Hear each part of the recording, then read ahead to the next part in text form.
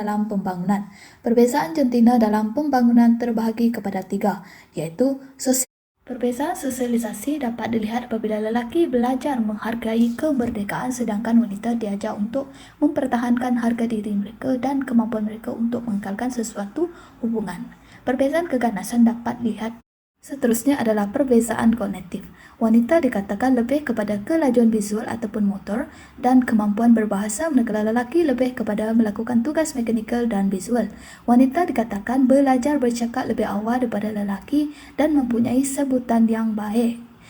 Seterusnya adalah perbezaan kepribadian. Penyelidikan menunjukkan bahawa ketika remaja berkembang, harga diri lelaki dan konsepkan diri mereka akan meningkat, sedangkan keyakinan diri wanita akan menurun. Golongan wanita lebih cenderung menekankan berat badan mereka dan lebih banyak tidak berpuas hati dengan ukuran serta bentuk badan yang mereka miliki. Seterusnya adalah perbezaan jantina dan kenakalan, menunjukkan lelaki masih ditangkap lebih kerap daripada wanita dalam melakukan keganasan seperti rompakan dan pembunuhan. Walau bagaimanapun, jurang kenakalan di antara kedua jantina ini semakin dekat, iaitu pada tahun 1995 nisbah penangkapan ialah 3:1 dan seterusnya adalah 2:1. Pemikiran kritikal yang pertama adalah penjelasan biologi awal. Casero Lombroso dalam The Female Offender mengatakan bahawa wanita yang melakukan jenayah dapat dibezakan dengan wanita normal dengan cara melihat ciri fizikal seperti gaya rambut badan, kedutan dan kranium yang tidak normal. Hipotesis maskulin juga mengatakan bahawa golongan ini mempunyai ciri-ciri lelaki yang berlebihan. Dalam penjelasan psikologi awal, Sigmund Freud mendakwa bahawa jika seorang gadis bertahan untuk menjadi seorang lelaki, maka dia akan berakhir sebagai homoseksual. Manakala jika tidak, dia akan memperlihatkan sifat-sifat maskulinnya. Seterusnya, akil balik awal dari sudut pandangan bioseksual kontemporari. Bukti empirikal menunjukkan bahawa gadis yang mencapai akil balik awal akan berisiko untuk melakukan kenakalan. Sebagai contoh, melakukan hubungan seks sebelum mencapai usia yang sepatutnya. Seterusnya adalah sindrom promiscuity. Sindrom ini menyebabkan perubahan hormon kepada wanita, menyebabkan mereka melakukan keganasan seperti hilang pertimbangan dan mudah marah. Dari segi penyerupan pula, lelaki dikatakan lebih agresif berbanding perempuan karena mereka ingin mendapatkan keturunan. Seterusnya adalah pandangan psikologi kontemporari. Penyelidikan menunjukkan bahawa remaja perempuan yang bersikap antisosial mengalami pelbagai masalah psikologi seperti kegagalan belajar berdasarkan pengalaman serta kekurangan penyesalan atau rasa malu. Pandangan sosialisasi ini berdasarkan idea perkembangan sosial seorang kanak-kanak. Pengalaman gangguan dalam keluarga, kanak-kanak itu akan lebih terdedah untuk melakukan tingkah laku delinkuan dan jenayah. Seterusnya, sosialisasi dan delinkuensi.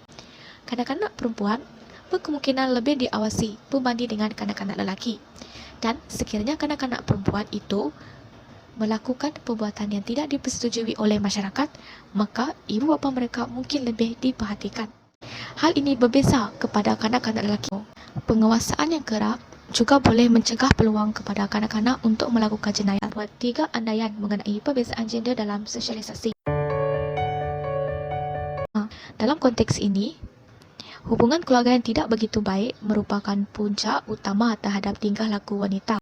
Lelaki dikatakan melakukan tingkah laku delinkuan kerana mereka ingin menunjukkan rasa keseronokan. Hal ini berbeza dengan wanita, di mana wanita melakukan tingkah laku delinkuan disebabkan oleh masalah yang timbul.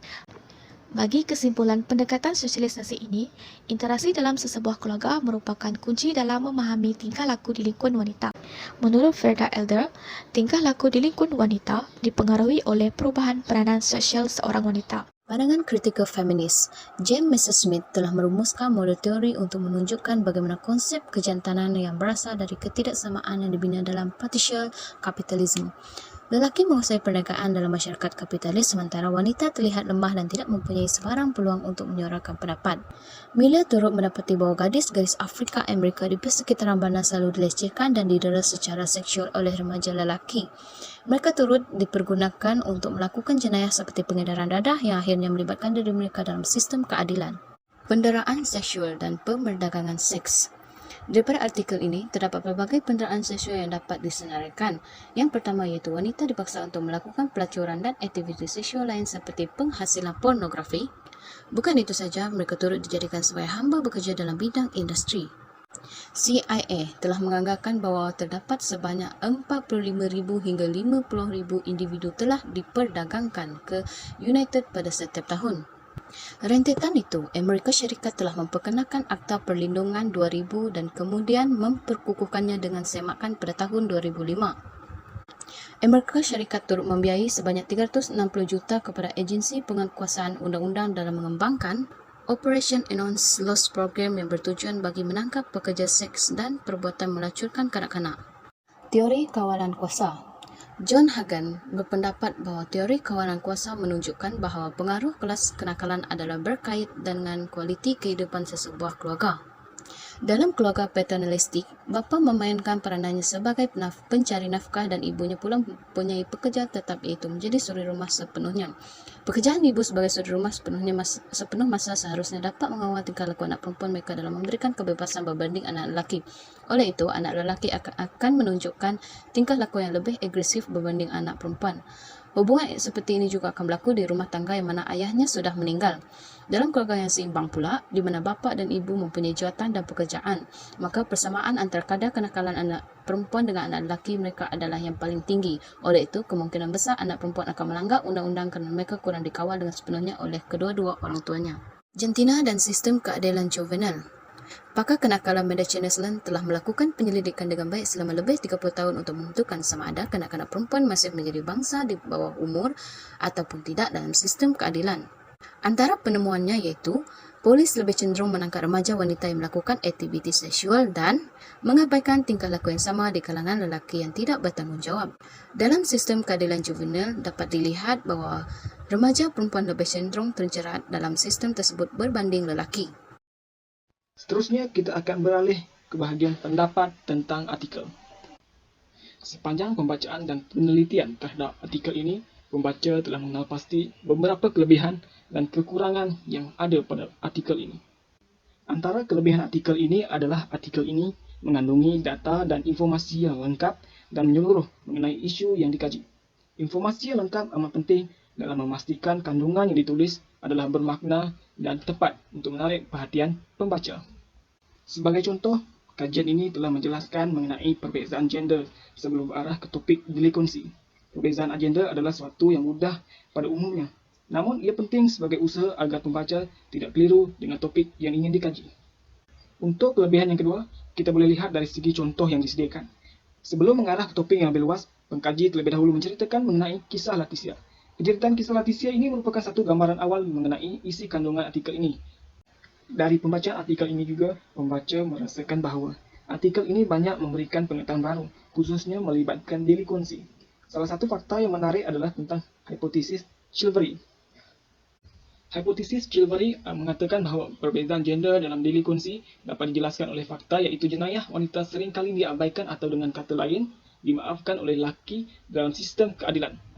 Hipotesis ini menceritakan bahawa polis dan keadilan mungkin kurang bersedia untuk menghukum pasalah wanita sebagaimana pasalah lelaki dihukum. Kekurangan artikel ini dapat kita lihat apabila di akhir bab ini, pengkaji banyak mengulas mengenai pandangan feminis. Pembaca menjangkakan ianya melibatkan perbezaan gender sahaja untuk dikaitkan dengan delinkuensi. Justru itu, pembaca beranggapan bahawa artikel ini berat sebelah, iaitu memihak kepada wanita sahaja.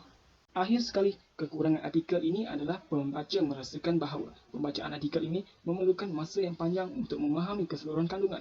Tambahan pula, pada bab ini, pengkaji banyak mengajak para pembaca untuk merujuk semula tentang perbincangan pada bab lain. Sebagai usaha untuk memahami topik ini dengan lebih mendalam amat penting dalam melihat keseluruhan artikel. Namun, harus diingatkan bahawa artikel ini ditulis dengan panjang lebarnya. Seterusnya, kesimpulan. Apa yang dapat disimpulkan berdasarkan artikel ini adalah artikel ini dapat dikatakan bahawa delinkuensi bukan sahaja melibatkan satu jantina, namun ianya melibatkan kedua-dua jantina iaitu lelaki dan wanita. Walaupun dilihat banyak perbezaan yang ketara melibatkan lelaki dan perempuan, namun hakikatnya delinkuensi itu datang dari pelbagai faktor yang memungkinkannya berlaku. Oleh sebab itu, di dalam artikel ini, pembaca dapat banyak perkara termasuklah perkara mengenai faktor delinkuensi, penjelasan terhadap perbezaan gender, dan beberapa pandangan lain melibatkan gender dan delinkuensi. Sepanjang pembacaan telah dilakukan, dapat diketahui bahawa isu gender dan delinkuensi ini adalah isu yang rumit dan harus diketengahkan di dalam memastikan keperluan generasi akan datang terpelihara.